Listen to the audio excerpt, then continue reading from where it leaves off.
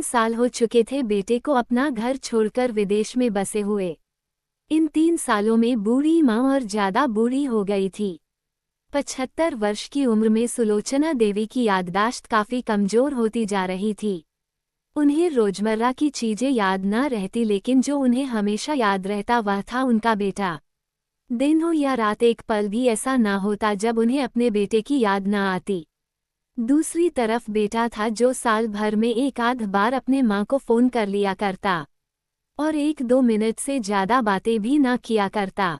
फिर भी यह बूढ़ी माँ टकटकी लगाए अपने बेटे का इंतजार करती रहती। एक दिन बेटे का विदेश से फोन आया। हेलो हेलो, सुन रही हो ना माँ? अनिल बोल रहा हूँ, तुम्हारा बेटा। कैसी हो माँ? मैं ठीक हूँ बेटा, तुम बहू और मेरा पोता कैसा है? माँ ने पूछा। सब अच्छे हैं माँ, मैं अगले हफ्ते गांव आ रहा हूँ माँ तुम्हें लेने। अब हम सब साथ में ही लंदन में रहेंगे माँ। तुम्हारी बहू कह रही थी माँ को यहाँ पर लेकर आओ, बेचारी अकेली वहाँ परेशान होती होगी। बेटे ने कहा। माँ की बूढ़ी सूखी आंखें आंसुओं से भीग गई। उसके कमजोर शरीर के नस नस में खुशी की लहर दौड़ गई। बेटे और बहू का अपने प्रति प्रेम देखकर माँ का मन खुशी से भर आया। बेटे ने आगे कहा, माँ तैयार रहना माँ, मुझे ज्यादा दिन छुट्टियाँ नहीं है। जिससे जितने पैसे लेने हैं लेकर रखना, तब तक मैं प्रॉपर्टी डीलर से बात कर लेता हूँ। घर के लिए?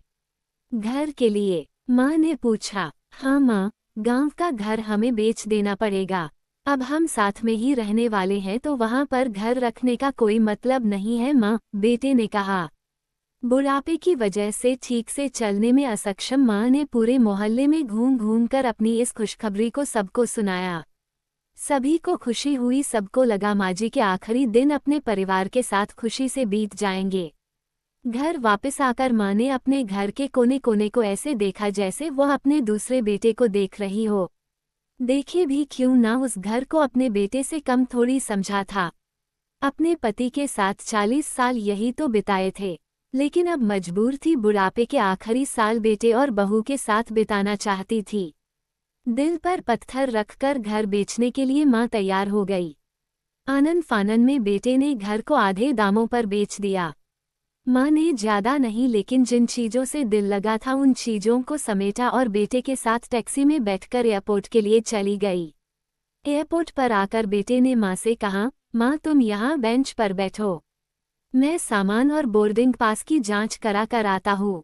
वहाँ वक्त लगता है और खड़ा रहना पड़ता है, तुम्हें तकलीफ होगी। तुम यही आराम करो। मैं यूँ गया और यूँ आया। माँ बेंच पर बैठ गई और बेटा अंदर चला गया। काफी समय हो गया, बेटा वापस नहीं लौटा। माँ सोचने लगी, ज्यादा भीड़ होगी इसलिए देर लग रही होगी। अंधेरा होने को आया, अब तो लोगों की चहलकदमी भी कम होने लगी।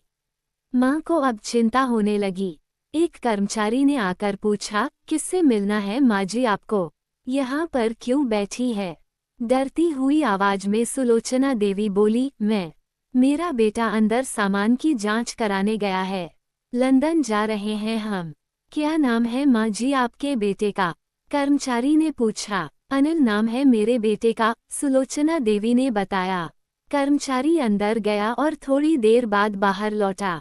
उसने सुलोचना देवी से कहा, माँ जी लंदन जाने वाली फ्लाइट तो दोपहर में ही जा चुकी है और आपका बेटा भी उस फ्लाइट में बैठकर लंदन जा चुका है। अब आपके यहाँ बैठने का कोई मतलब नहीं है, आप भी अपने घर चली जाइए। किया जा चुका है और मैं घर जाऊं। घर? माँ की आंखों से आंसुओं के सैलाब उठने लगे। जैसे तैसे माँ घर पहुंची, जो अब उसका था ही नहीं, बिक चुका था।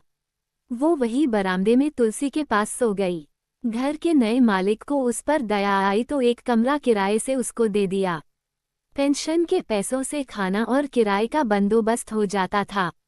दिन बीतने लगे। कुछ दिनों बाद घर के नए मालिक ने सुलोचना देवी से कहा, माँ जी आप अपने रिश्तेदारों के यहाँ पर जाकर क्यों नहीं रहती है? इस उम्र में आपके लिए वही अच्छा होगा। अच्छा तो होगा, लेकिन अगर मेरा बेटा वापस आया तो उसका ख्याल कौन रखेगा? मेरा बेटा बहुत भोला है, उसे अपना ख्याल रखना बिल्कुल नहीं आता। मैं कहीं नहीं जाऊंगी, क्या पता कब उसे मेरी जरूरत पड़ जाए। माँ ने कहा, सीख दोस्तों, सच बता रही हूँ, माँ की ऐसी बातें सुनकर मेरी आंखों में आंसू आ गए। किसी ने सच ही कहा है, पूत कपूत हो सकता है लेकिन माता कभी कुमाता नहीं होती। दोस्तों, आप सभी से हाथ जोड़कर विनती करती हूँ, अपने माता पिता की जितनी हो सके सेवा करना। उनके साथ कभी बुरा बर्ताव मत करना। धन्यवाद।